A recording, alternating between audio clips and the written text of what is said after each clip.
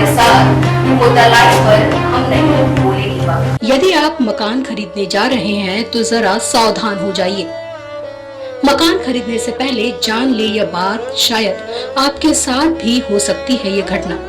वाराणसी वरिष्ठ पुलिस अधीक्षक के आदेश पर कैंट थाने की पुलिस ने अपराध व अपराधियों के खिलाफ अभियान चलाकर बीते महीनों में दर्ज मुकदमा संख्या 0497/2020 आईपीसी के धारा 420, 467, 468, 471 के तहत अखिलेश सिंह के ऊपर मुकदमा पंजीकृत कराया गया था। तभी से वाराणसी कैंट थाने की पुलिस को अखिलेश सिंह की तलाश थी और वह फरार चल रहे थे। तभी मुखबिर की सूचना पर अखिलेश सिंह को पुलिस ने गिरफ्तार तो कर लिया, मगर गिरफ्तारी करने वाली पुलिस टीम का नाम निरीक्षक राकेश कुमार सिंह, उप निरीक्षक अजय पाल, कांस्टेबल रंजीत त्रिवेदी ने मिंट हाउस से घेराबंदी करके गिरफ्तार कर लिया है।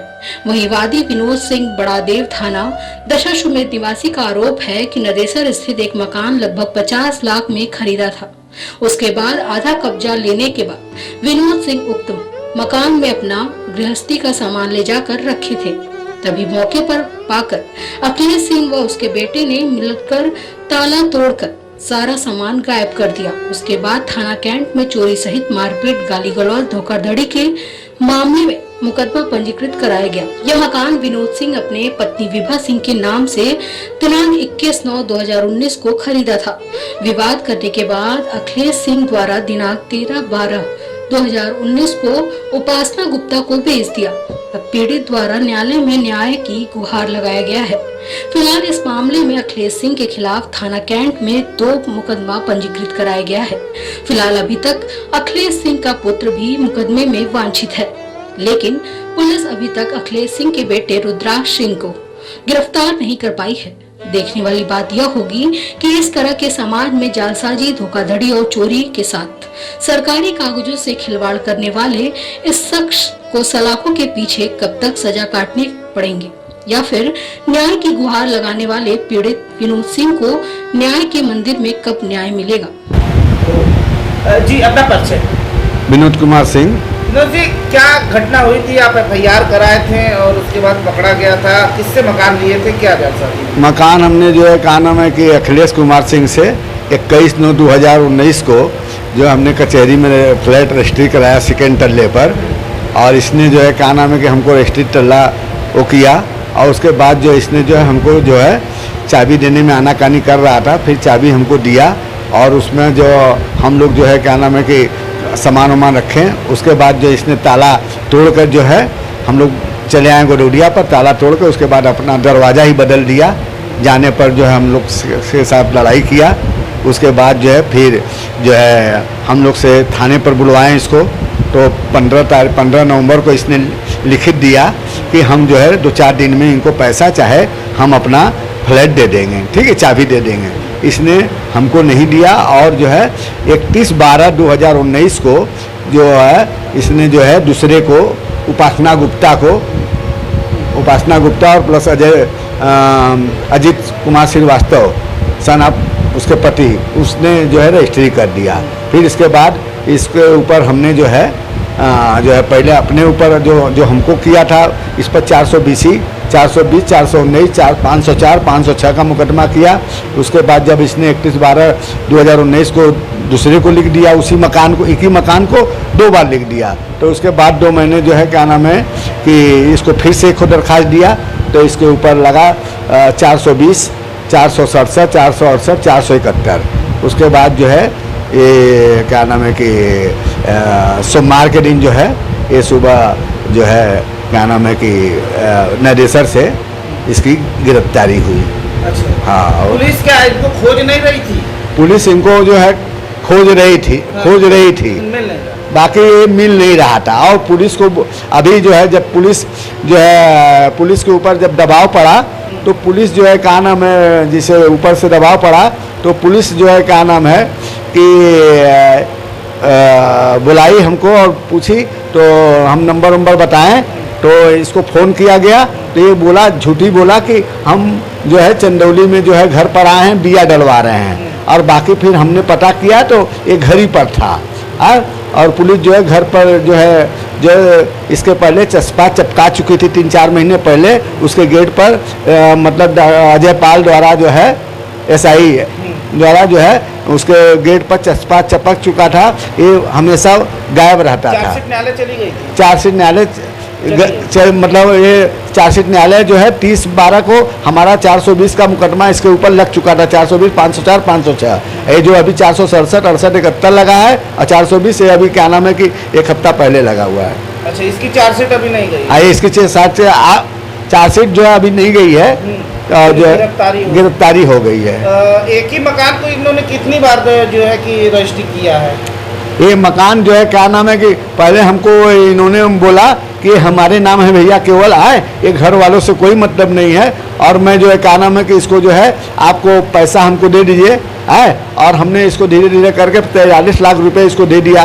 तो जब मकान लिखने की बारी हुई तो धीरे से इसने अपने लड़के को रुद्राज सिंह को जो है 80% मकान धीरे से मतलब लिख दिया कचहरी में, 20% अपने, और उसके बाद इसको बनवाने लगा फ्लैट नुमा। तो जब मेरे को पता चला, जब मैं इसको कहा कि अरे अखिलेश ये क्या कह रहे हो, कहा भैया तुझसे पैसा से मतलब चाहे तो के फ्लैट दे दे, तब भी मैंने इससे राजी हो गया। तो हमने कहा हमको फर्स्ट तल्ला हमको फ्लैट चाहिए। इसने कहा कि ठीक है मैं इसको फर्स्ट तल्ला दे दूंगा, बाकी इसके सारा फर्स्ट तल्ला हमको न देकर किसी और को दे दिया था और रहने खातिर कर दिया था कि हम लिख दिए हैं। उसके बाद इसने हमको सेकेंड तल्ला समझ लीजिए बड़ा जोर जबरदस्ती किए तो जाके हमको सेकेंड तल्ला जाकर लिखा 21/9/2019 को। तो वो पूरा आपको पोर्शन दिया? पूरा पोर्शन जो है दिया। उसके बाद जो इसने जो है क्या नाम है कि जब हम चले आए ताला बंद करके, इसने सारा सामान जो है मेरा सब चोरी कर लिया। और उसके बाद जो उसी पर जो है इसको दोबारा जो है चोरी का और जालसाजी का मुकदमा लगा 467, 68, 71। पैसा वापस नहीं दिया? तो अभी पैसा वापस नहीं दिया है। वहाँ मकान पे कब्जा है आपका? नहीं, कोई मकान पर हमारा कब्जा नहीं, उसको बेच दिया दूसरे को, उसका कब्जा है। अब किस तरह से जो है कि पैसा वापस लेंगे? अब तो वो जेल भी जा चुका है। वो जेल जा चुका है, तो अब तो भाई हमको अब क्या करेंगे, हम तो न्यायालय का सहारा है। चाहे वो जैसे वो कहे। हाँ, और अभी उसके लड़के के भी नाम है, यही FIR उसके लड़के के भी नाम है। वो तो 20% का दोषी है, उसका लड़का तो मात्र 80% का दोषी है। तो उसकी गिरफ्तारी नहीं करा? हाँ, उसकी गिरफ्तारी होगी 1 हफ्ता, 2-4 दिन, 6 दिन, चाहे 1 हफ्ता के अंदर होगी।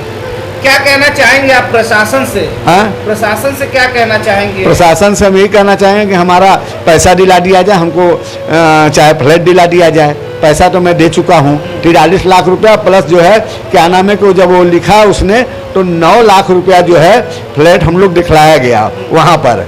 पैसा पहले से ले चुका था, 9 लाख रुपया वहाँ पर हम लोग दिखलाया गया था। और उसके बाद जो है 9 लाख रुपया का जो है इसने कहा था कि जो है भैया हो हम इसको जो है 3-3 लाख का चेक दीजिएगा, हम इसको आपको देते जाएंगे। एक चेक दे दीजिएगा, पैसा वापस कर देंगे, फिर दूसरा चेक दीजिएगा, जो कि इसका हमारे पास हमारे मोबाइल में रिकॉर्डिंग भी है। हाँ, सब पैसे का इसका रिकॉर्डिंग है और प्लस इसका चेक था। तो जब ये हमको लिखा तो चेक ले लिया, तो हम चुप्पे चोरी मतलब कि उसका मतलब कि क्या कर जरा फोटो कापी मैंने करा लिया था, उसी पर उसके ऊपर हमारा FIR हुआ। ठीक। आने वाला वक्त चीन और उससे जुड़े भूभागों के लिए अच्छा साबित होने वाला नहीं है। ऐसा कोई और नहीं बल्कि ज्योतिष शास्त्र और खगोलीय घटना सूर्य ग्रहण के दावे से लग रहा है।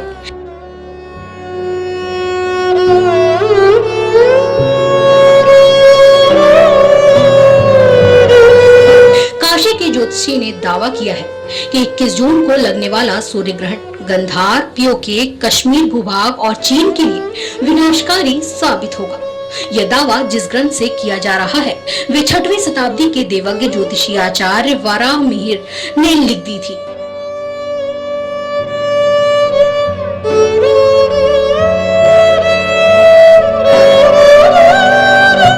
जिसका नाम वृत संहिता ग्रंथ में है। इसके एक श्लोक में ये लिखा है कि आषाढ़ माह में लगने वाला सूर्य ग्रहण धरती के इन भूभागों के लिए नुकसानदायक साबित होगा। देवज्ञ ज्योतिषी आचार्य वाराह मिहिर चंद्रगुप्त विक्रमादित्य के 9 रत्नों में से एक थे और इन्हीं के बताए ज्योतिष सिद्धांत आज भी प्रासंगिक है। इन्हीं के बताए सिद्धांतों पर आज भी ज्योतिष टिकी हुई है और देश दुनिया के तमाम ज्योतिषी इसका पालन भी करते हैं।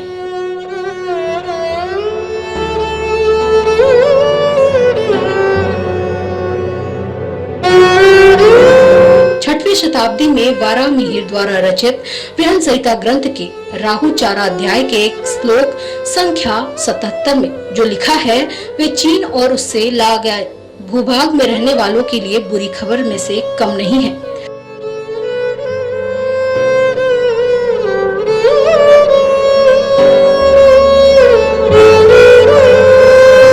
क्योंकि श्लोक के मुताबिक आषाढ़ माह में लगने वाला सूर्य ग्रहण गंधार पीओके कश्मीर भूभाग और चीन के लिए विनाशकारी है। इस बारे में और जानकारी देते हुए काशी के एक ज्योतिषी पंडित पवन त्रिपाठी ने बताया कि 21 जून को मिथुन राशि पर लगने वाला सूर्य ग्रहण बृहन संहिता ग्रंथ के मुताबिक आषाढ़ माह महीने में लगने वाले सूर्य ग्रहण इन जगहों को काफी नुकसान पहुंचा सकता है।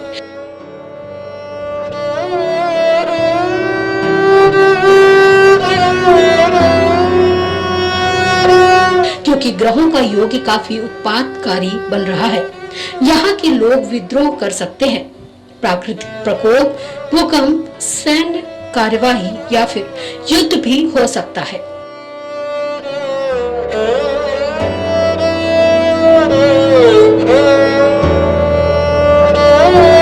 यानी भारत के सीमावर्ती उत्तर की तरफ वाले क्षेत्र में कुछ बुरा होने वाला है। चूंकि चाइना का नाश हो सकता है, इसलिए चाइना इस वक्त जो कुछ करेगा वे बैकफुट पर ही जाएगा।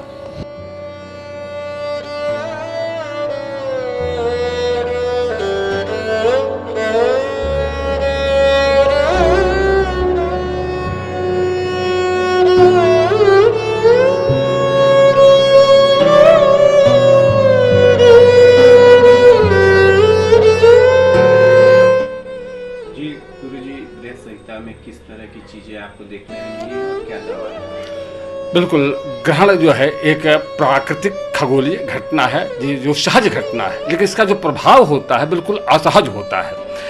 6ठी शताब्दी के मूर्धन्य दैवज्ञ आचार्य वाराहमिहिर ने अपने धर्म ग्रंथ बृहत संहिता में ग्रहण संबंधी बहुत अच्छा विवेचन किया है। जैसा कि हम जानते हैं, दिसंबर के महीने में एक ऐसा खगोलीय घटना घटा, सूर्य ग्रहण घटा, जो कि 6 ग्रही योग के साथ घटा था, जिसका दुष्परिणाम था ये कोरोना नामक महाव्याधि। और ऐसा धर्मशास्त्रों में उल्लेख है कि एक ग्रहण का जो प्रभाव होता है वो 6 महीने तक होता है। तो जैसा कि हम देख पा रहे हैं कि इस समय अभी 6 महीने होने जा रहे हैं, लेकिन जैसे ही ये 6 महीना पूरा हो रहा है, एक दूसरा सूर्य ग्रहण मृगशिरा नक्षत्र पर मिथुन राशि पर लगने जा रहा है 21 जून को। और ये 21 जून को लगने वाला ग्रहण कोरोना के लिए तो एक सामान्य यानी अवसान का संकेत लेके आ रहा है, लेकिन जैसा कि आचार्य प्रवर वाराहमिहिर ने अपने धर्म ग्रंथ में जिक्र किया है कि गांधार काश्मीर पुलिंद चीनान हतान वदेन मंडल वर्ष बस्मिन, आषाढ़ महीने में अगर सूर्य ग्रहण लगता है तो उसके दुष्प्रभाव दिखाई पड़ते हैं। कहाँ कहाँ? गांधार यानी कि वर्तमान में गांधार, कश्मीर, ऑक्युपाइड कश्मीर और चाइना, चीन, तो इन देशों का नाश होता है। यानी यहाँ उत्पादकारी योग बनते हैं, यहाँ के लोग आपस में विद्रोह कर सकते हैं, या सैन्य कार्रवाई कोई बड़ी हो सकती है, या युद्ध हो सकता है। इस तरह का योग संयोग लेके यह 21 जून का जो सूर्य ग्रहण है ये लेके आ रहा है। यानी हम ये कह सकते हैं कि भारत के जो सीमावर्ती क्षेत्र हैं उत्तर की तरफ, यहाँ काफ़ी बुरा कुछ होने वाला है, चाहे वो प्राकृतिक प्रकोप हो, भूकंप इत्यादि हो, अथवा सैन्य कोई कार्रवाई हो, अथवा युद्ध इत्यादि हो सकते हैं। निश्चित रूप से जैसा कि समसामयिक में हम देख पा रहे हैं कि चाइना के साथ एक वृहद द्वंद्व चल रहा है भारत की स्थिति में, ये बिल्कुल यह ग्रहण भी इसी तरह का संकेत दे रहा है। लेकिन इसमें एक खास बात होगी कि चाइना इसमें बैक फुट पर जाएगा, क्योंकि शास्त्रकार यानी कि आचार्य वाराहमिहिर स्पष्ट रूप से कहते हैं कि इनका नाश होता है, यानी कि यहाँ का बहुत भारी क्षति होने वाली है चाइना इत्यादि देशों में। तो हम ये कह सकते हैं आचार्य वाराहमिहिर के रचित धर्म ग्रंथ से यानी बृहत संहिता से यह स्पष्ट रूप से कहा है कि आषाढ़ महीने में जो लगने वाला सूर्य ग्रहण होता है खास तौर से चीन इत्यादि देशों के लिए नाशकारी है, विप्लवकारी है और उत्पातकारी है। अगर हम भारत के संबंध में इसकी जिक्र करते हैं तो निश्चित रूप से मध्यवर्ती भारत का जो मध्यवर्ती क्षेत्र है यहाँ ये काफी प्रभावकारी हो सकता है। और बात करते हैं, आचार्य प्रवर अपनी संहिता शास्त्र में इसका जिक्र करते हुए लिखते हैं कि भौमः समर विमर्दम शिख कोपम तस्कर भयम च, यानी कि भौम जो है जब ग्रहण लगता हो, उसको अगर मंगल की दृष्टि उस ग्रहण पर पड़ रही हो तो निश्चित रूप से युद्ध होते हैं। तो निश्चित रूप से हम कह सकते हैं कि भारत का किसी अपने सीमावर्ती राष्ट्र के साथ युद्ध की बहुत बड़ी एक पृष्ठभूमि बन रही है। सिख समर विमर्दनम ऐसा कहते हैं, जो समर में शत्रु का पराजय करता है, ये भारत के लिए है। दूसरा कहते हैं कि अराजकता बढ़ सकती है, चोरी चमारी लूट और डकैतियां इत्यादि इस तरह की घटनाएं बढ़ सकती हैं इस ग्रहण के प्रभाव से। और कहते हैं सिख भयम च, यानी अग्निकांड, देश में अग्निकांड बढ़ सकता है। अगर कोरोना के बारे में हम करें, श्लोक में एग्जैक्टली है क्या और किन किन देशों को वो क्षति पहुंचने की बात उसमें बताई जा रही है? बिल्कुल, आचार्य प्रवर कहते हैं कि गांधार काश्मीर पुलिंद चीनान हतान वदेन मंडल वर्ष बश्मिन, यानी कि गांधार वर्तमान में गांधार प्रदेश और काश्मीर, पुलिंद जो ऑक्युपाइड कश्मीर है, चीनान चीन इत्यादि जो चीन के जो प्रांत हैं, चीन के जो सीमावर्ती राष्ट्र भारत से लगे हुए हैं, इनका नाश होता है। किस तरह का नाश होता है? या तो यहाँ आतंकवादी गतिविधियां बढ़ सकती हैं, सीमा को लेकर विवाद हो सकता है, युद्ध की स्थितियां प्रकट हो सकती हैं, प्रत्यक्ष युद्ध की भी संभावना हो सकती है, अथवा कोई मिसाइल प्रक्षेपास्त्र से आक्रमण हो सकता है इन राष्ट्रों पर, अथवा ये कहीं न कहीं से पूरे विश्व भर से घिरे हुए नजर आए और इनको विश्व के कोप का भाजन होना पड़े। इस तरह के भाव आचार्य प्रवर ने अपने धर्मशास्त्र बृहत संहिता में बिल्कुल स्पष्ट रूप से कहा है।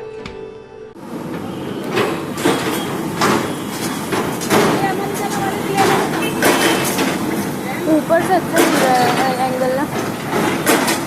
क्या हो गया, सब तो कर रहे हैं यार।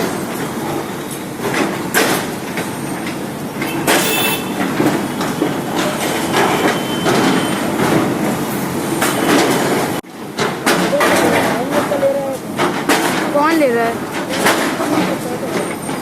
सब ले रहा है।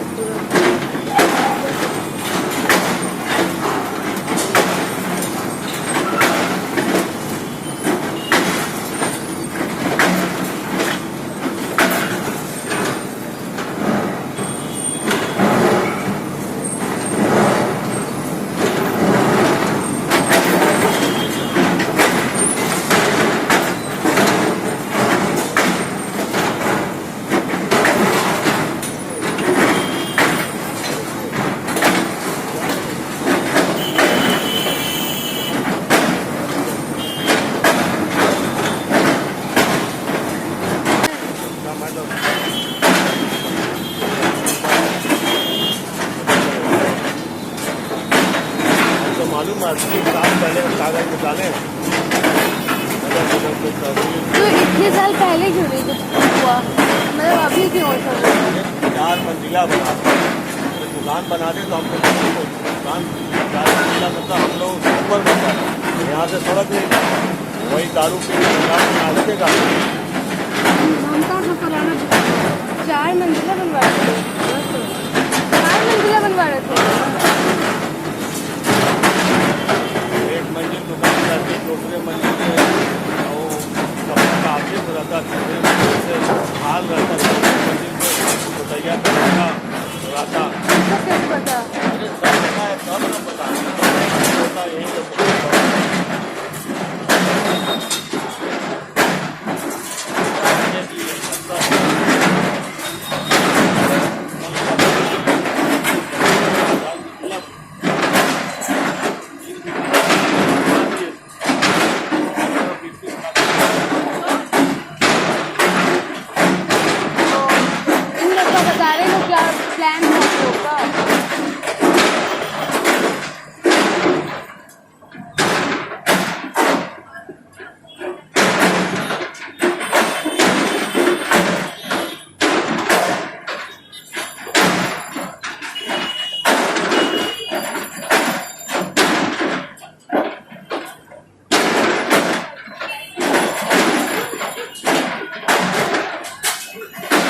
मंजिला बनना था, इसीलिए 4 मंजिल बनता।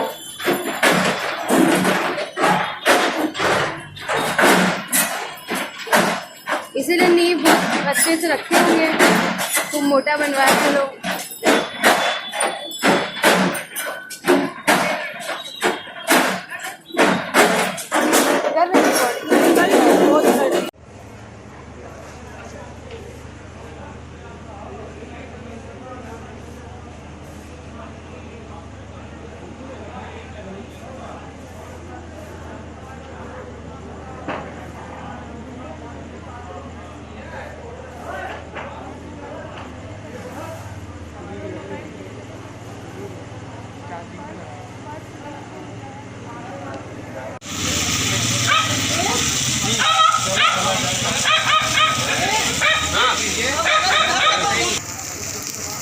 फंसे भी कोई भगा नहीं है, सब निकल गया नहीं है, सिलेंडर भरा है।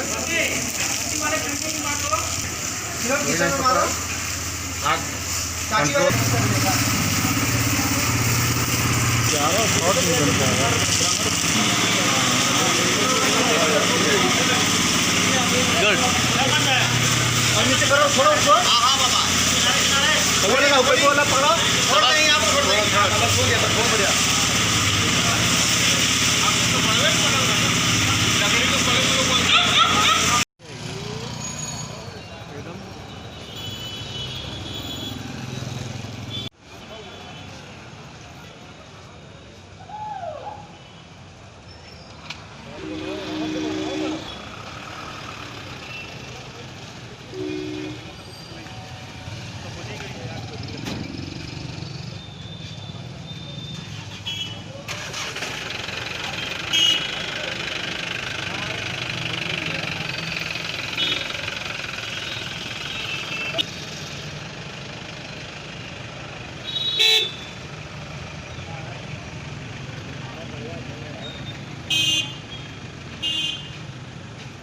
पानी सर पहले बंद करो, सर पहले ना, फिर पानी बंद हो जाएगा।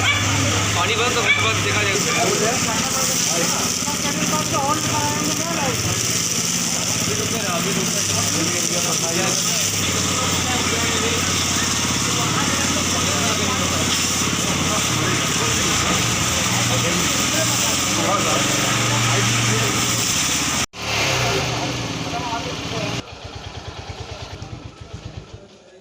नाम बताइए। ओम प्रकाश शाह। ओम प्रकाश जी, किस तरीके की घटना हुई है यहाँ पे?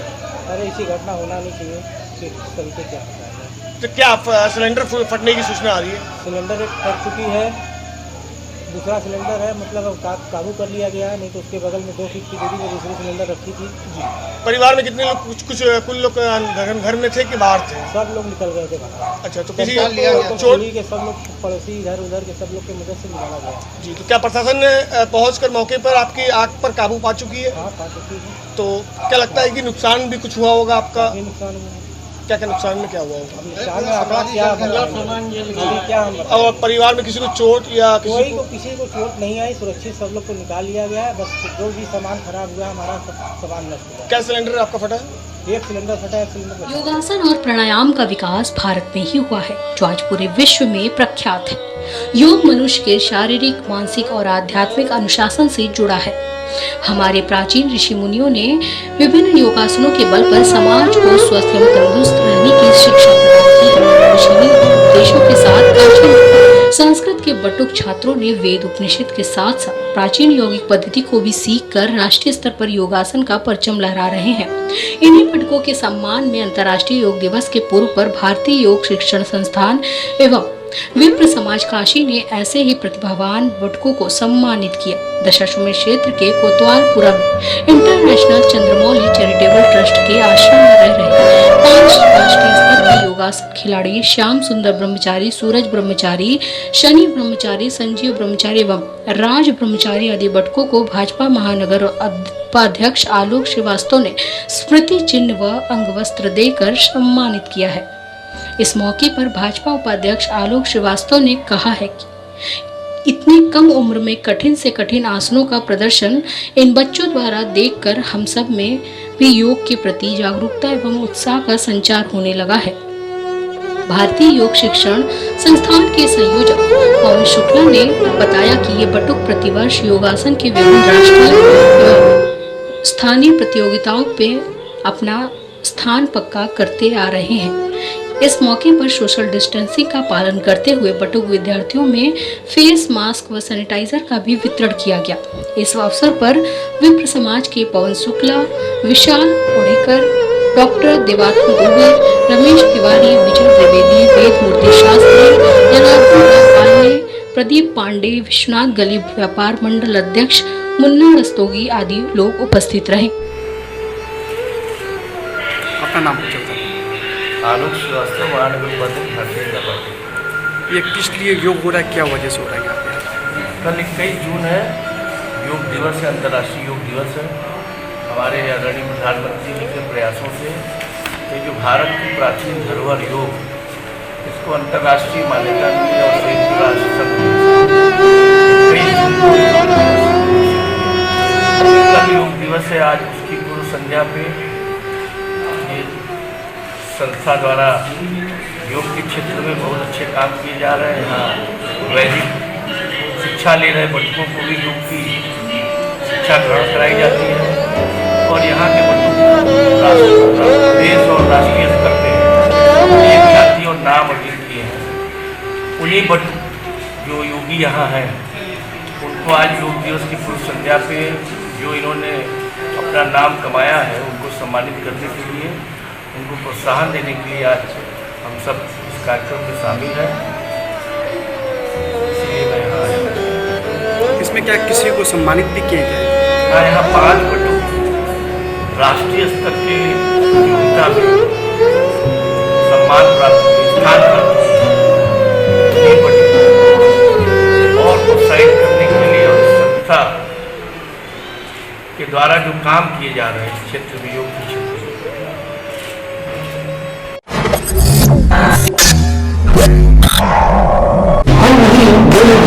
चल रहा है हर सोमवार रात 8 बजे।